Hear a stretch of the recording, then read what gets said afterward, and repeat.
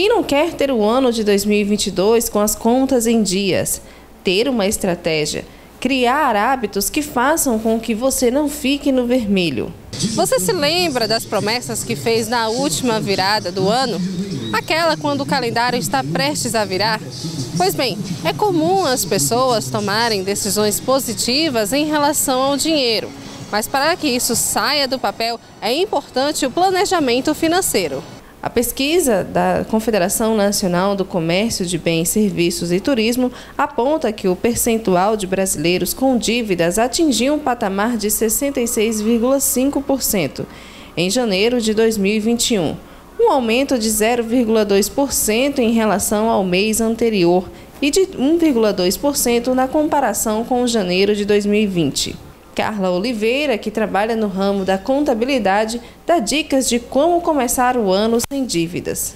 Carla, o tema é desafio de como iniciar o ano sem dívidas. Para a gente iniciar essa conversa, quais seriam as pautas principais para as pessoas entenderem que tem que ter uma educação financeira?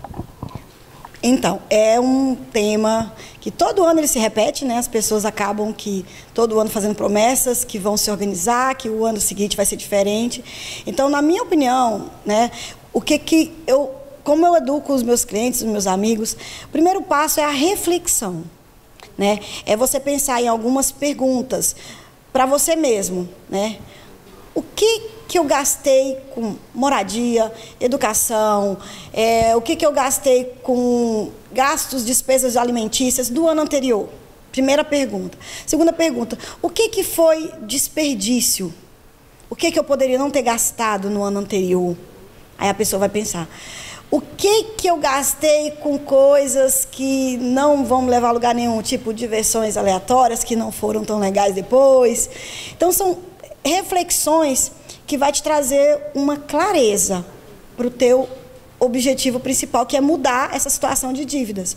Então, para mim, o que eu acho que é muito importante, o primeiro ponto é você começar por essa reflexão, refletir o que aconteceu no ano anterior que me deixou nessa situação de dívidas, né?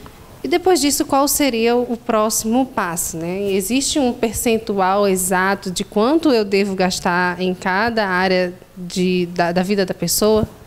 Então, na verdade, esses percentuais, até existem números, né, para você lidar com eles, 30% para isso, 10% para isso. Porém, na minha opinião, né, que hoje a gente trabalha com alguns números que eu trouxe aqui, que segundo os dados da Confederação Nacional do Comércio de Bens, Serviços e Turismo, né, CNC, o percentual de endividados no Brasil ele chega a 66,5%.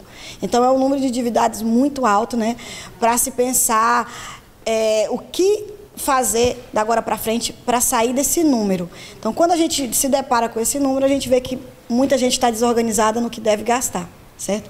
Então, eu introduzo, né, a educação financeira na vida dos meus clientes, dos meus amigos, dos meus parceiros, como uma coisa necessária. Sem a educação financeira, você não consegue, de fato, caminhar para lugar nenhum, caminhar para prosperidade financeira e por aí vai, você não consegue. Então, o primeiro passo é você começar a fazer o seu planejamento financeiro.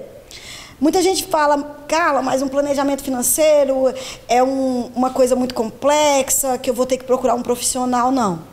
Eu costumo simplificar isso. O planejamento financeiro é você já tem um histórico do que você gasta com alimentação, de quanto você precisa para viver, com coisas básicas. Isso você já tem.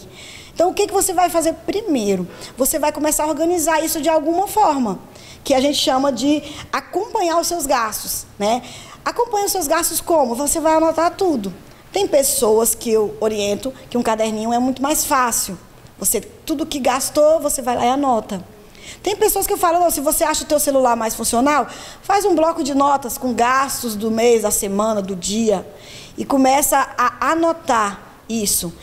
Porque de um mês para outro, você tem noção do que você gastou, que não foi tão legal, que não poderia existir naquele teu orçamento. Que aí no próximo mês, você já tendo essa lucidez, você vai procurar fazer diferente. Então, eu creio que estabelecer um percentual é muito difícil para o brasileiro, porque nós temos padrões. Nós temos pessoas que vivem com um salário mínimo e temos pessoas que vivem com menos, e temos pessoas que vivem com muito mais. Mas eu sempre oriento as pessoas que querem crescer financeiramente, que querem futuramente pensar até investir o seu próprio dinheiro, viver com no máximo 30% do que ganha. Então, é uma orientação que eu passo, mas eu tenho também clareza que ela não pode ser aplicada para uma pessoa que ganha um salário mínimo. Entendeu? É uma realidade diferente. Mas se você for uma pessoa controlada, se você for uma pessoa que anota esses gastos, você vai compensar, pensar, e quando você tiver uma renda razoável, você com certeza sim conseguirá viver com 30% do que você ganha e pensar em fazer outras coisas que vão te trazer muito mais felicidade e muito mais prosperidade financeira, que é no caso do investimento, né? Para continuar uma vida com mais, vamos dizer assim, qualidade. Carla, e quais seriam as dicas para que as pessoas não entrassem em dívidas? Nós, brasileiros, né, a população mundial, nós temos algumas situações que nos induzem a entrar em dívidas, né? Situações que às vezes são boas, às vezes são ruins, porém, eu costumo começar dando essa dica que eu acho fundamental para as pessoas, é ter muito cuidado com o uso do cartão de crédito. Porque ele é um mecanismo fácil, qualquer lugar, se você tiver um limite, vai ser aceito. Então, você acaba comprando por impulso, né? E eu sempre costumo alertar sobre o uso do cartão de crédito. O uso do cartão de crédito, ele é muito bom na vida das pessoas que fazem isso, né, de uma forma controlada. Ele se torna um aliado até, né? Por quê? Porque com o cartão de crédito, se eu tenho uma possibilidade de compra de um bem que vai me trazer talvez mais produtividade para o meu dia, vou botar até para as donas de casa que têm vontade de comprar uma máquina de lavar, algum produto assim que vai dar um auxílio aí no dia a dia dela. É interessante você fazer um investimento no cartão de crédito, numa compra de uma máquina de lavar, em uma compra de um bem para o teu trabalho, que vai agregar na sua vida. Ou seja, dessa forma você vai estar tratando o cartão de crédito com responsabilidade, né? Mas evitar muito usar o cartão de crédito, tipo, você vai num shopping, passear, ver um filme, e às vezes você passa por aquela loja, eu vi aquela blusinha, amei aquela biju, e acaba que se torna tentador, né, pra gente. Eu não me tiro dessa situação. E você acaba usando por impulso, né, porque estava um preço bom, porque estava em oferta, porque é bonito. Então, o uso do cartão de crédito é um perigo na mão de quem está descontrolado, de quem não está preparado para usá-lo, né? Algumas dicas de não usar o cartão de crédito, eu costumo falar: não parcele compras de supermercado, porque você vai perder o controle daquele consumo. Você vai entrar de um mês para outro com um consumo que está lá atrás. Então, não é interessante. Não parcele abastecimento de veículos, ou seja, o consumo de combustíveis. Não é interessante você fazer isso com o seu cartão de crédito. No máximo, numa vez. Ou seja, você fez aquele consumo daquele mês todinho no cartão de crédito, já serve até como uma forma de você controlar, né, as suas despesas no cartão de crédito. Então, é muito válido, sim. Outra coisa que eu sempre falo, procurar o máximo possível pagar as contas em dias. Por quê? Você acaba evitando juros, multas, que isso ninguém gosta, né? Ninguém gosta e acaba roubando, vamos dizer, a tua paz, o teu dinheiro. Você acaba se considerando até lesado muitas vezes, porque tem determinadas contas de consumo que os juros e multas são altos. Então, é interessante a gente se programar o máximo possível para estar pagando essas contas de consumo em dias, para evitar esses tão desagradáveis juros e multas, né?